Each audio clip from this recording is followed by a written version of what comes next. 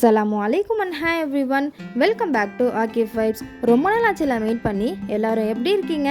இன்றைக்கி நான் கொஞ்சம் டிஃப்ரெண்ட்டாக அரேபியன் டெசர்ட் தாங்க கொண்டு வந்திருக்கேன். வாங்க பார்க்கலாம். எல்லாரும் இஃப்தாருக்கு கடல் பசியில் வெரைட்டியாக செய்வீங்க. பட் நம்ம கொஞ்சம் டிஃப்ரெண்ட்டாக அரேபியன் ஸ்டைலில் கஸ்டர்ட் டெசர்ட் தாங்க பார்க்க போகிறோம். இந்த அரேபியன் ஸ்டைல் கஸ்டர்ட் டெசர்ட்டை ஒரு வாட்டி ட்ரை பண்ணிங்கன்னா இஃப்தாருக்கு வேறு எதுவும் செய்ய மனசு வராதுங்க.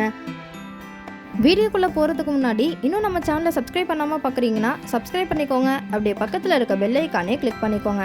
வாங்க இப்போது அரேபியன் கஸ்டர்ட் பிரெட் புட்டிங்க எப்படி செய்யலான்னு பார்க்கலாமா? ஃபர்ஸ்ட் இதுக்கு கொஞ்சமாக மில்க் எடுத்து 3 to 4 table spoon custard powder சேர்த்து கெட்டி இல்லாமல் நல்லா கலந்து விட்டு அதை ஒரு ஓரமாக எடுத்து வச்சிடலாம்.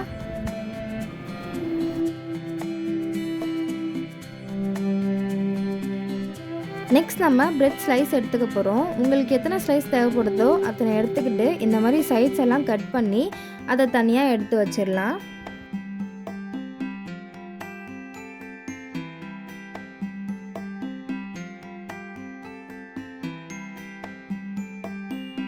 இப்போது ஒரு பாத்திரத்தில் 6 லிட்டர் தண்ணி சேர்க்காத கெட்டி பால் சேர்த்து ஒரு கொதி வர வரைக்கும் வெயிட் பண்ணுங்கள்.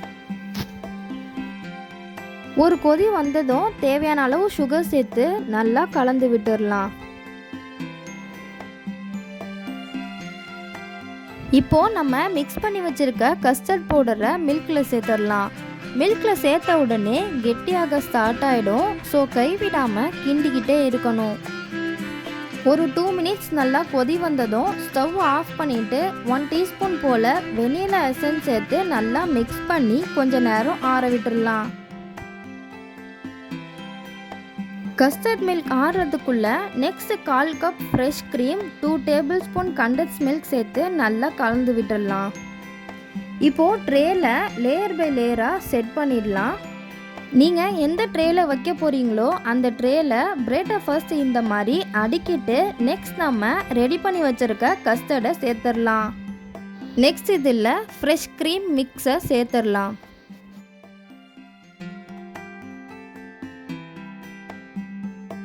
இப்போது இந்த மாதிரி நான் 3 லேயரில் செட் பண்ணி எடுத்துட்டேன்.